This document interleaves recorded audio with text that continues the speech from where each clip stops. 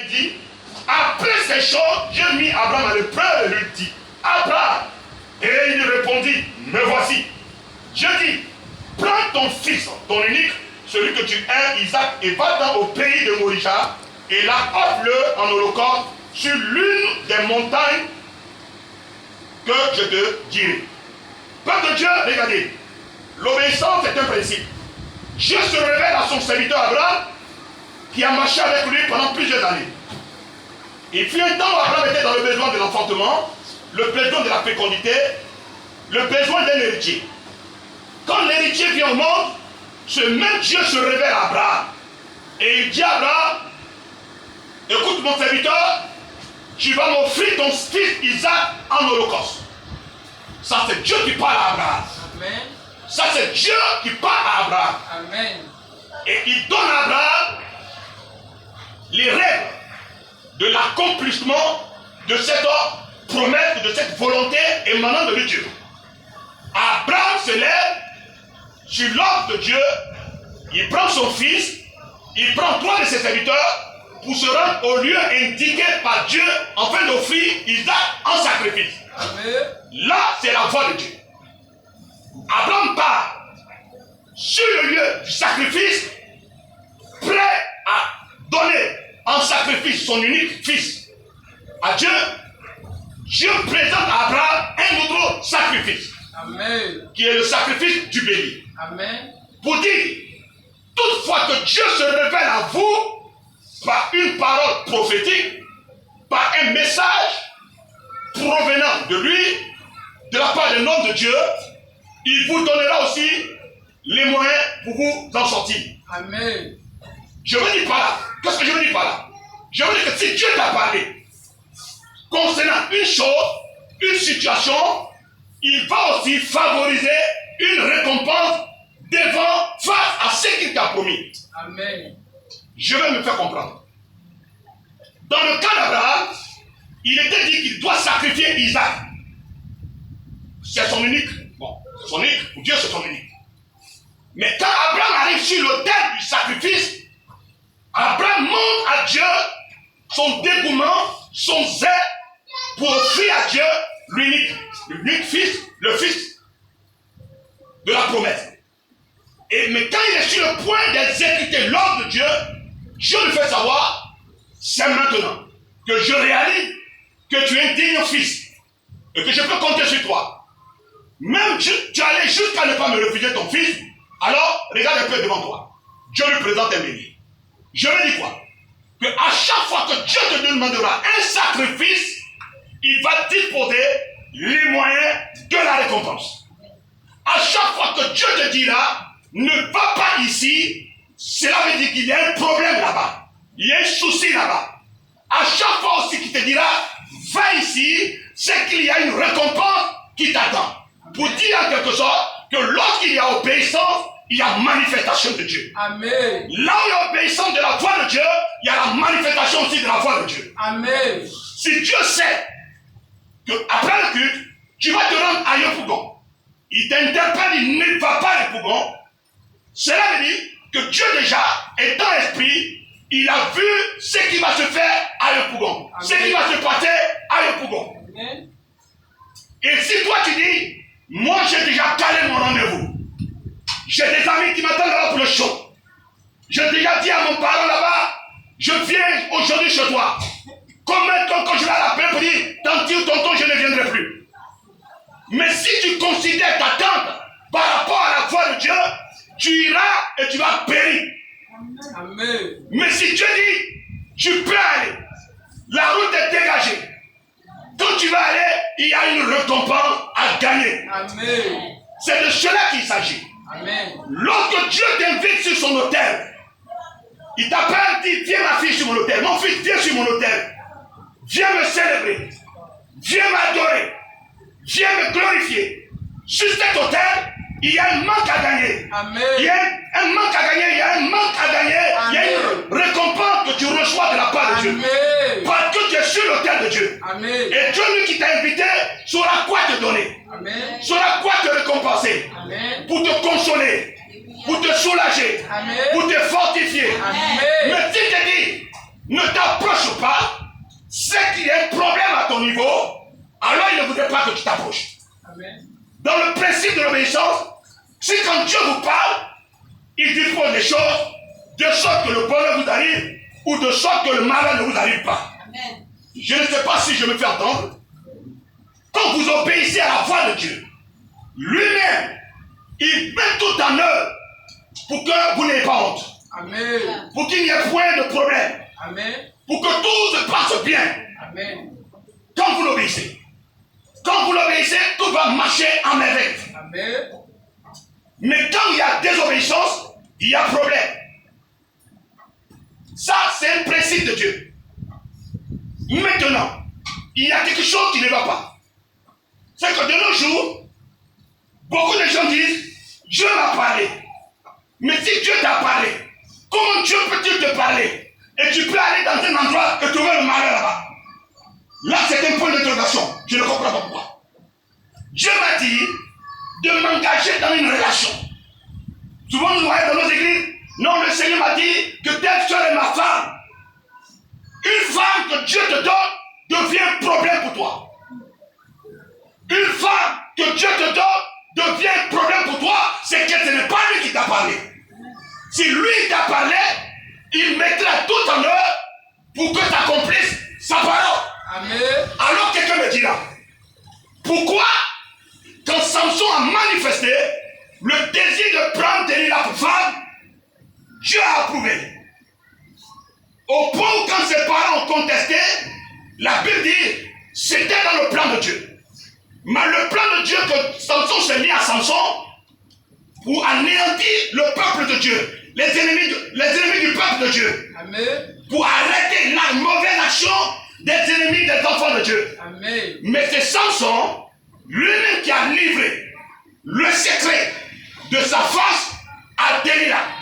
Ainsi, le plan a échoué. Amen. C'est pourquoi il a vu ses deux yeux être crevés jusqu'à mourir.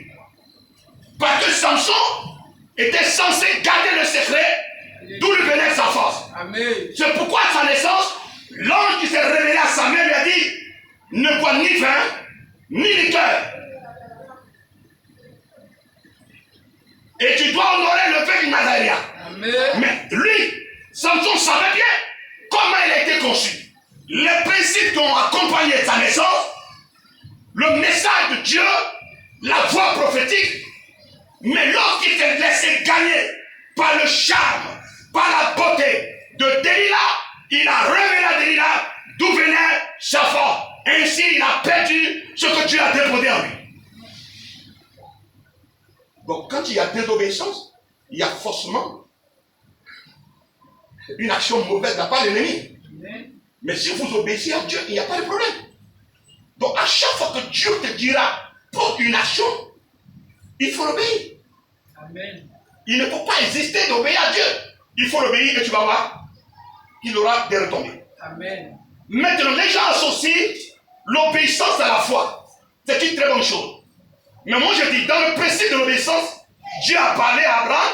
Ensuite, il a disposé le tout pour rendre possible sa parole et combler Abraham, son serviteur. Et là, il n'y a pas de chagrin. Il n'y a pas de gémissement parce que c'est Dieu qui a parlé. Quand il vous parle concernant une situation, il vous dit ce qui va se faire et ce qui ne va pas se faire. Il vous montre le chemin à suivre et le chemin à ne pas suivre. Quand il a dit au jeune prophète, tu vas pour telle action, mais à ton retour, ne prends pas la même voie. Change de voie. Le jeune prophète s'est laissé berner par qui? Le vieux prophète. Là, il y a quoi? Il y a désobéissance. Et là où il y a désobéissance, Dieu ne marche pas là-bas. Le jeune prophète s'est vu tuer. Il a perdu sa vie parce qu'il n'a pas honoré la voix de celui qui l'a envoyé. Il a écouté la voix du vieux prophète qui est venu le faire échouer, qui est venu le faire perdre la mission de Dieu. Pas jalousie. Parce que ses fils nous ont rapporté qu'il y a un jeune prophète dans la ville qui est venu et qui fait le miracle.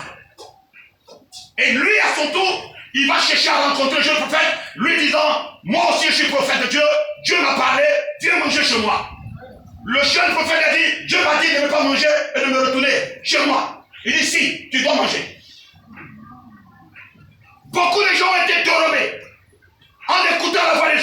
et ont perdu la vie.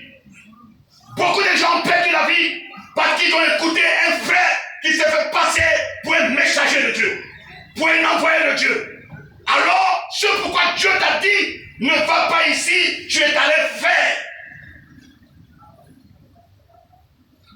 Tu perds la vie. Amen. Amen. Amen. Que Dieu nous bénisse. Amen. Lorsque Dieu parle à un homme qui lui obéit, les choses se mettent en œuvre. Les choses se mettent en place. Parce que tu lui as obéi. Mais quand tu n'as pas obéi, que tu fais la tête.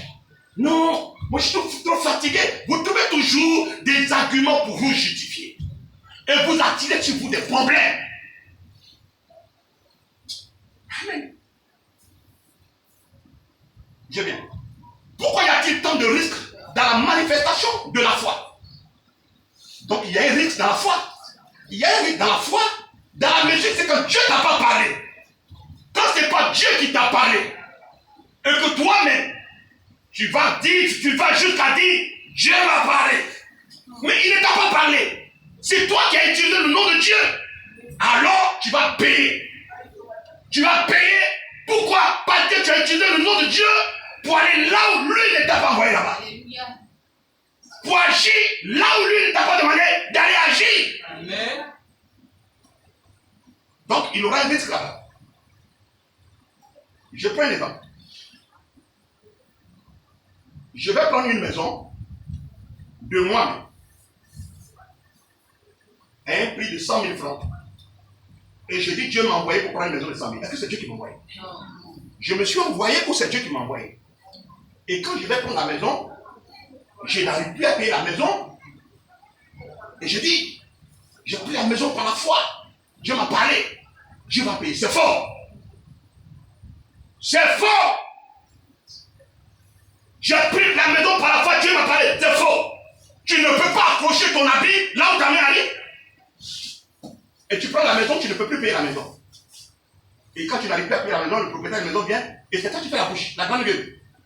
Alors tu crois que lui, il n'a pas acheté le ciment, les balles de fer, tout ce qu'il faut pour construire la maison. Et à cause des chrétiens, on a des problèmes aujourd'hui. Quand tu vas prendre une maison, tu dis, vous êtes qui, vous êtes chrétien? Non. Si vous êtes chrétien, vous ne prenez pas la maison. Vous êtes pasteur, vous ne prenez pas la maison, bien vous demandez un million de salaire. Pourquoi? Des gens vont prendre la maison sur la base de quoi? La foi. La base de Dieu m'a parlé. C'est Dieu qui me dit, va prendre une maison. Tu es un homme qui est conscient que tu as besoin de toi. Et tu vas prendre un toit sous ta responsabilité. Ce n'est pas Dieu. Selon tes moyens. Mais quand tu échoues, tu dis c'est Dieu qui t'a envoyé. Ou tu dis c'est pas la foi. Et du coup, quand ils n'arrivent plus à payer la maison, ils sont là, non. Moi j'attends Dieu. C'est lui qui m'a dit de venir prendre cette maison. Il ne pourra pas. Il ne t'a pas envoyé. Tu t'engages dans une action, lui il ne t'a pas envoyé et tu attends le secours de l'Éternel. Tu n'auras pas le secours de Dieu. Et du coup, le propriétaire vient chaque fin du mois, prend son argent, il te menace. Et tu dis là, le Seigneur qui m'a parlé, le Seigneur m'a parlé. Et vous faites de fortes prières. Mais je lis sa bouche, tu ne lis pas sa bouche t'apprend pas. Il vit de sa paix sa maison. En fait, ce n'est pas que les chrétiens en général, je dis bien les chrétiens en général. Ils ont reçu le véritable évangile, la vraie parole de Dieu. Mais ils se contentent seulement de recevoir la parole de Dieu sans pratiquer cette parole. Tu ne connais pas plus de ciment, c'est pourquoi tu loues maison de quelqu'un qui ne peut pas payer. Tu ne connais pas plus de balles de fer. Ils pensent que la gloire se résume au bel véhicule. Ils pensent que la gloire se résume au costume. Ils pensent que la gloire se résume au grand pancarte. Tu loues maison, tu ne payes pas, tu dis non, Dieu t'a parlé. Dieu t'a rien dit. Ils croient que la gloire se résume en payant les gens pour traiter ton image. Non, on traite ton image, mais tu es sous location.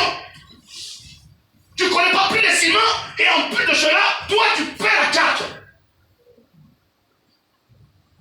Tu vas à la pauvre dame qui allait à Noé, elle a acheté ses pagnes, tu vas, tu prends ses pagnes à crédit, tu dis j'ai pris les pagnes à... Dieu m'a dit d'aller prendre les pagnes. Dieu t'a envoyé.